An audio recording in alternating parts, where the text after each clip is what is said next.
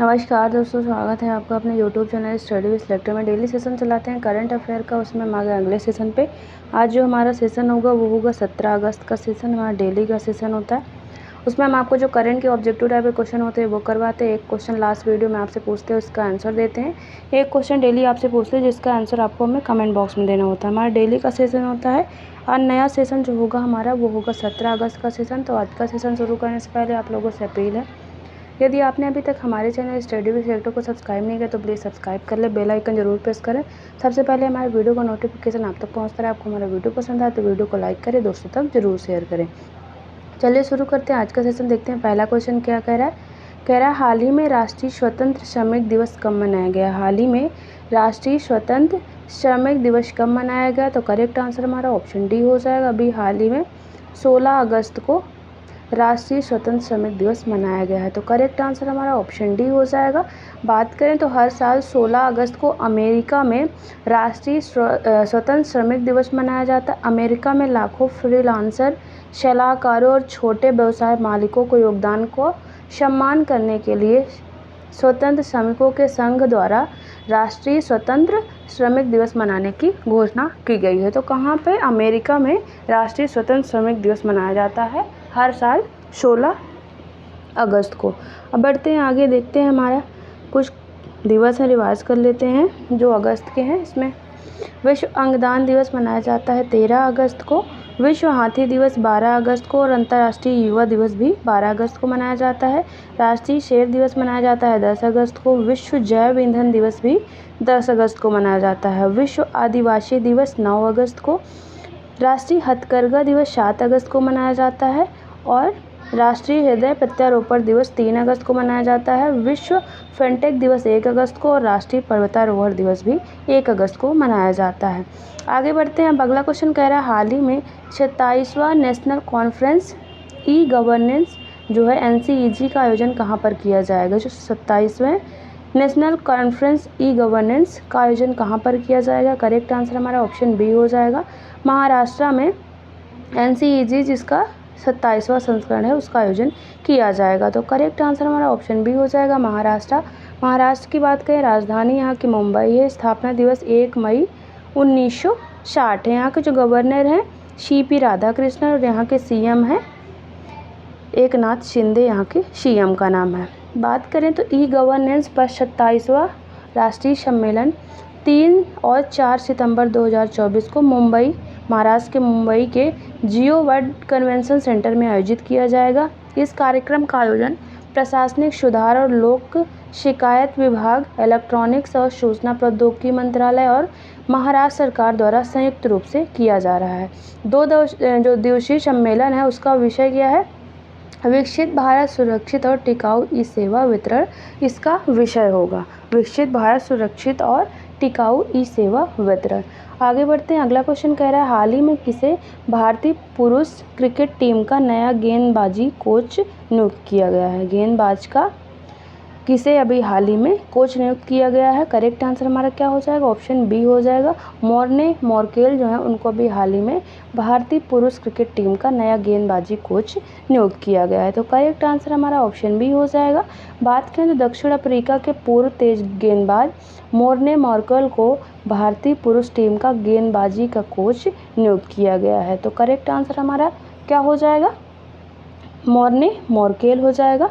आगे बढ़ते हैं। अगला क्वेश्चन कह रहा है हाल ही में हॉकी इंडिया ने किस भारतीय हॉकी खिलाड़ी की जर्सी नंबर 16 जिसका नाम है को रिटायर करने का फैसला किया है। हॉकी इंडिया ने किस भारतीय हॉकी खिलाड़ी की जर्सी नंबर 16 को रिटायर करने का फैसला किया है। करेक्ट आंसर क्या हो जाएगा हमारा? ऑप्शन बी हो जाएगा।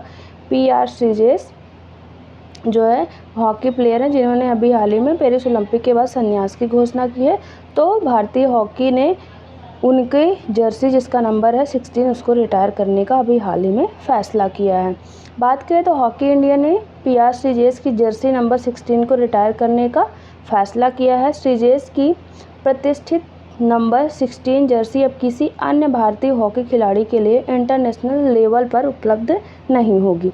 PR श्रीजेश को हॉकी इंडिया ने 25 लाख रुपए का चेक भी दिया है। मतलब उनकी जर्सी जो है वो अब किसी भी खिलाड़ी के लिए इंटरनेशनल जो मैच होंगे उसमें वो नहीं उनको यूज कर सकता है 16 नंबर की जर्सी का। आगे बढ़ते हैं। अगला क्वेश्चन कह रहा है हाल ही में किस देश के वैज्ञानिकों ने अपशिष्ट कम करने के लिए प्लास्टिक खाने वाले कवक की खोज की है?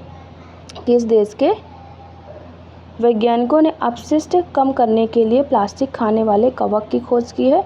करेक्ट आंसर हमारा ऑप्शन बी हो जाएगा। अभी हाल ही में जर्मनी के वैज्ञानिकों ने अपशिष्ट कम करने के लिए प्लास्टिक खाने वाले कवक की खोज की है, तो करेक्ट आंसर ऑप्शन बी हो जाएगा। जर्मनी की बात करें तो राजधानी यहाँ की है बर्लिन और मुद्रा है यूरो, यहाँ की मुद्रा है। साउथ अफ्रीका की राजधानी केप टाउन है, यहाँ की मुद्रा है रेंड। चिली की राजधानी सैंटियागो और यहाँ की मुद्रा है चिली पेसो। ब्रिटेन की राजधानी लंदन और यहाँ की मुद्रा है पाउंड स्टर्लिंग। जर्मन वैज्ञानिकों ने कचरा कम करने के लिए प्लास्टिक खाने वाली कवक की खोज की है। जर्मनी के वैज्ञानिकों ने ऐसा कवक पाए हैं जो प्लास्टिक खा सकते हैं, जो प्लास्टिक प्रदूषण की वैश्विक समस्या से निपटने में मदद कर सकते हैं। हर साल लाखों टन प्लास्टिक कचरा समुद्र में समा जाता है, तो उसके लिए जो है ये कवक की खोज की गई है अभी हाल ही में जर्मनी में।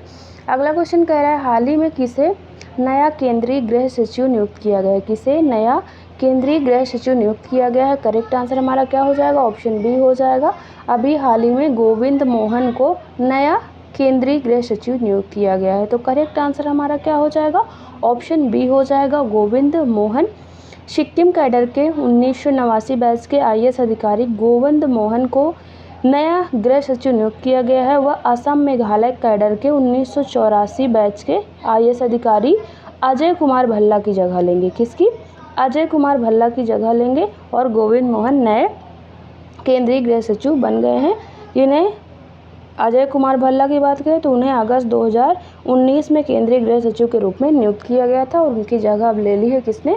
गोविंद मोहन जो है उनको नियुक्त किया गया है नया केंद्रीय गृह सचिव।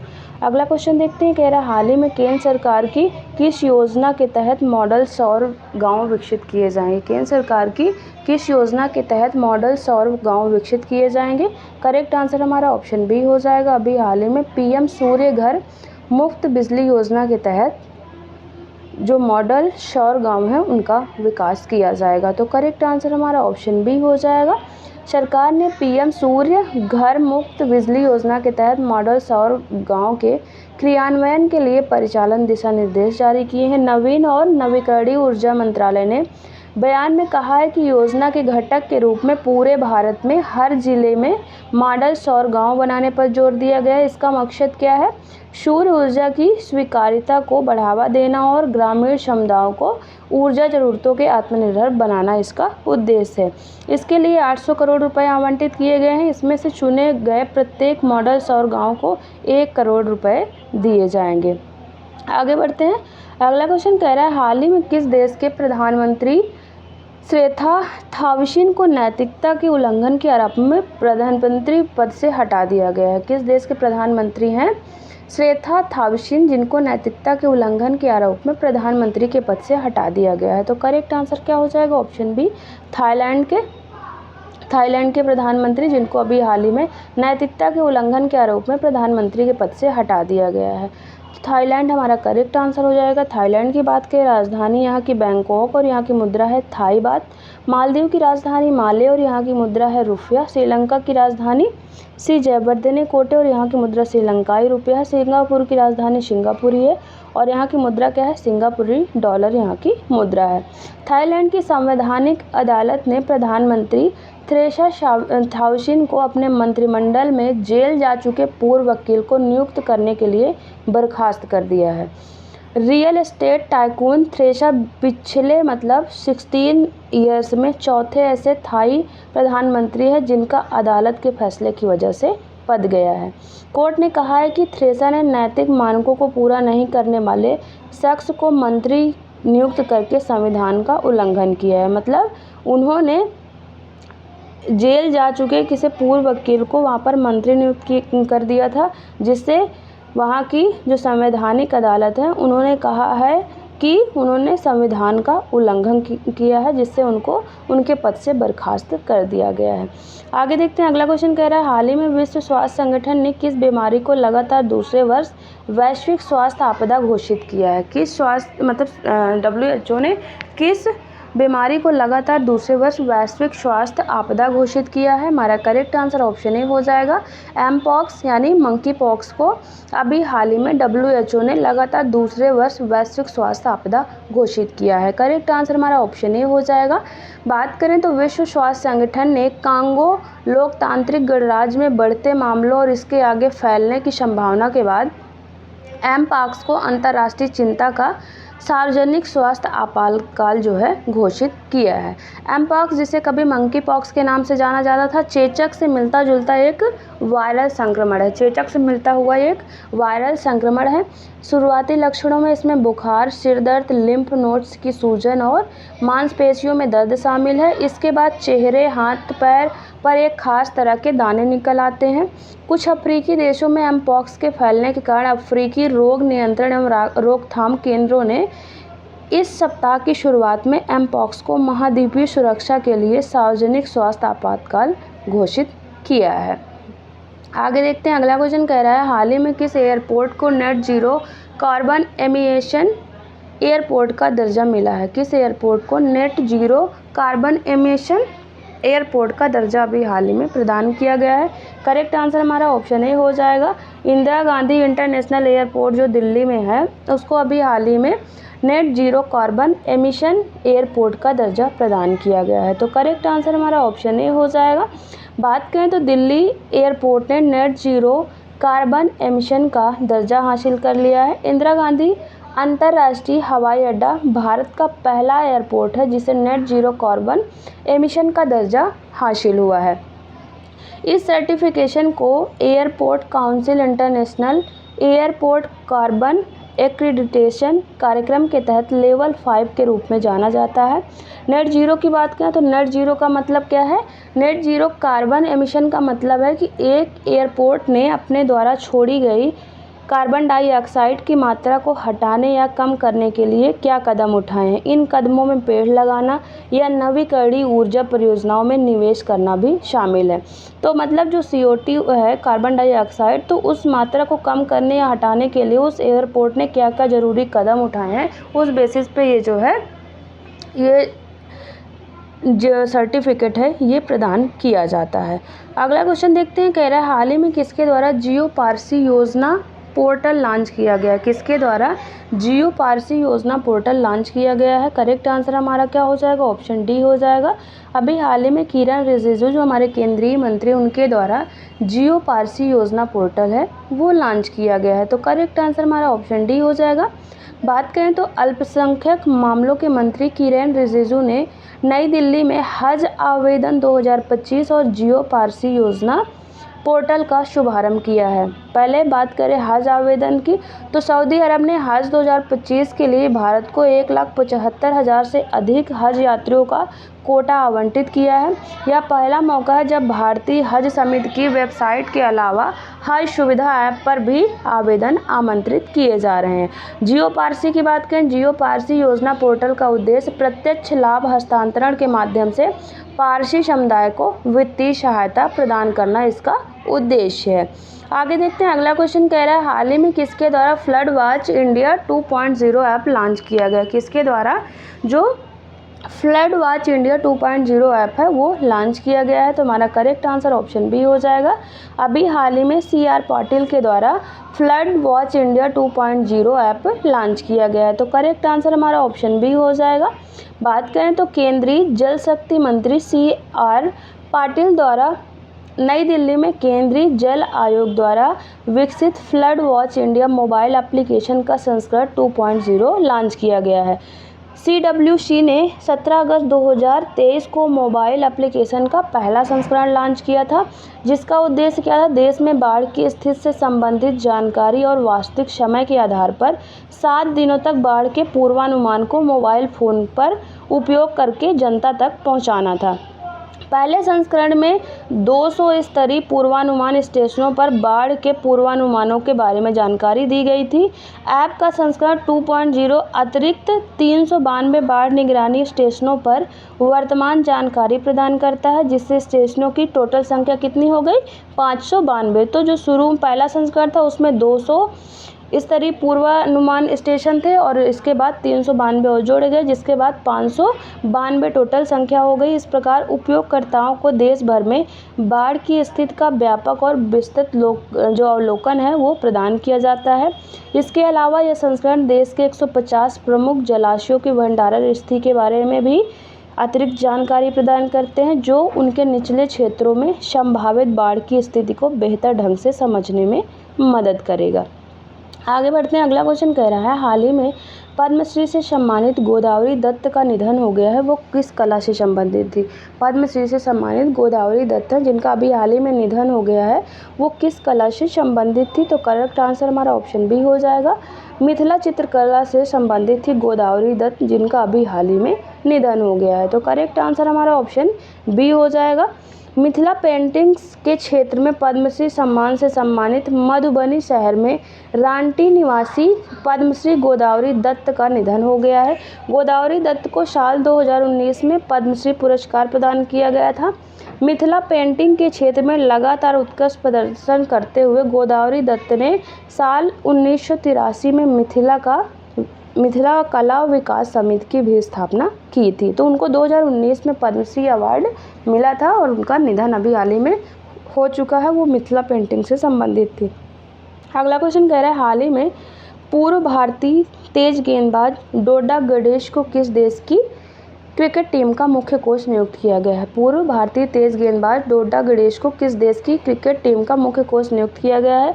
करेक्ट आंसर हमारा ऑप्शन बी हो जाएगा, केन्या की जो है क्रिकेट टीम का मुख्य कोच नियुक्त किया गया है। तो करेक्ट आंसर हमारा ऑप्शन बी हो जाएगा। केन्या की बात करें, राजधानी यहाँ की नैरोबी है, नैरोबी राजधानी, और यहाँ की मुद्रा है केन्यन शिलिंग, यहाँ की मुद्रा है। नेपाल की राजधानी काठमांडू और यहाँ की मुद्रा है नेपाली रुपया। कनाडा की राजधानी ओटावा और यहाँ की मुद्रा है कनाडियन डॉलर। अमेरिका की राजधानी वाशिंगटन डीसी और यहाँ की मुद्रा है डॉलर। भारत के पूर्व क्रिकेटर डोडा गणेश को केन्या टीम का मुख्य कोच नियुक्त किया गया है। उन्होंने 1997 में भारत के लिए 4 टेस्ट और 1 वनडे मैच खेला और अपने अंतर्राष्ट्रीय कैरियर में 29 रन और 6 विकेट लिए हैं। तो टोटल उन्होंने 5 मैच खेले हैं भारत के लिए 1997 में। अगला क्वेश्चन देखते हैं, कह रहा है हाल ही में प्रारंभ उत्तर भारत का सबसे बड़ा फ्लोटिंग सोलर पार्क ओमकारेश्वर किस राज्य में स्थित है? जो उत्तर भारत का सबसे बड़ा फ्लोटिंग सोलर पार्क जो अभी हाल ही में जो शुरू किया गया है वो किस राज्य में स्थित है? करेक्ट आंसर हमारा ऑप्शन बी हो जाएगा, मध्य प्रदेश में स्थित है उत्तर भारत का सबसे बड़ा फ्लोटिंग सोलर पार्क, जिसका अभी हाल ही में जो शुरू किया गया है। तो करेक्ट आंसर हमारा ऑप्शन बी हो जाएगा। मध्य प्रदेश की बात करें तो राजधानी यहाँ की है, मध्य प्रदेश की राजधानी भोपाल है और मध्य प्रदेश का स्थापना दिवस है 1 नवंबर 1956। यहाँ के जो गवर्नर हैं मंगू भाई छगन भाई पटेल और यहाँ के सीएम का नाम है मोहन यादव। मध्य प्रदेश के ओंकारेश्वर में 90 मेगावाट ऊर्जा उत्पादन करने वाली मध्य और उत्तर भारत की सबसे बड़ी फ्लोटिंग सौर परियोजना चालू हो गई है। यह परियोजना केंद्रीय अक्षय ऊर्जा मंत्रालय के तहत विकसित की गई है और यह भारत का सबसे बड़ा सोलर पार्क और मध्य और उत्तर भारत की सबसे बड़ी फ्लोटिंग सोलर परियोजना है। इस परियोजना का क्रियान्वयन SJVN की पूर्ण स्वामित्व वाली सहायक company SJVN green energy limited द्वारा किया जा रहा है। तो मध्य प्रदेश में ये शुरू की गई है और ये उत्तर भारत की सबसे बड़ी फ्लोटिंग सौर ऊर्जा जो है परियोजना है। इस तरह से जो हमारे ऑब्जेक्टिव टाइप के क्वेश्चन होते हैं वो ख़त्म होते हैं। अब एक क्वेश्चन डेली आपसे पूछते हैं जिसका आंसर आपको हमें कमेंट बॉक्स में देना होता है। क्वेश्चन कह रहा है हाल ही में प्रवर्तन निदेशालय के नए निदेशक कौन बने हैं, यानी ED के नए निदेशक कौन बने हैं? Option A Dilip Chaudhary, option B Rahul Naveen, option C Nalin Negi, option D Satish Jain. तो इसका आंसर आप हमें कमेंट बॉक्स में ज़रूर दें। अब एक क्वेश्चन जो लास्ट वीडियो में आपसे पूछे थे उसका आंसर देख लेते हैं। क्वेश्चन था हाल ही में भारत का पहला मीथेन खाने वाला बैक्टीरिया मेथेनोट्रोप्स कहाँ पर खोजा गया है? भारत का पहला मीथेन खाने वाला बैक्टीरिया मेथेनोट्रोप्स कहाँ पर खोजा गया है? तो आंसर हो जाएगा महाराष्ट्र में खोज की गई है पहले मीथेन खाने वाले बैक्टीरिया मेथेनोट्रोप्स की। इस तरह जो हमारा डेली का सेशन होता है वो ख़त्म होता है और डिस्क्रिप्शन में हमारे टेलीग्राम चैनल का लिंक दिया है, वहाँ से आप हमारे टेलीग्राम चैनल को ज़रूर ज्वाइन करें। वहाँ पर जो डेली सेशन चलाते हैं उसकी PDF आपको एकदम फ्री में अवेलेबल रहेगी और साथ में सारे क्वेश्चन के आंसर रहते हैं जिससे आपको रिवीजन में आसानी होगी। तो आप हमारे टेलीग्राम चैनल को ज़रूर ज्वाइन करें। और जाने से पहले आप लोगों से अपील है, यदि आपने अभी तक हमारे चैनल स्टडी विद लेटर को सब्सक्राइब नहीं किया तो प्लीज़ सब्सक्राइब कर ले, बेल आइकन जरूर प्रेस करें। सबसे पहले हमारे वीडियो का नोटिफिकेशन आप तक पहुंचता रहे। आपको हमारा वीडियो पसंद आए तो वीडियो को लाइक करें और दोस्तों तक जरूर शेयर करते रहें। चलिए मिलते हैं आपसे नेक्स्ट वीडियो में, तब तक के लिए थैंक यू।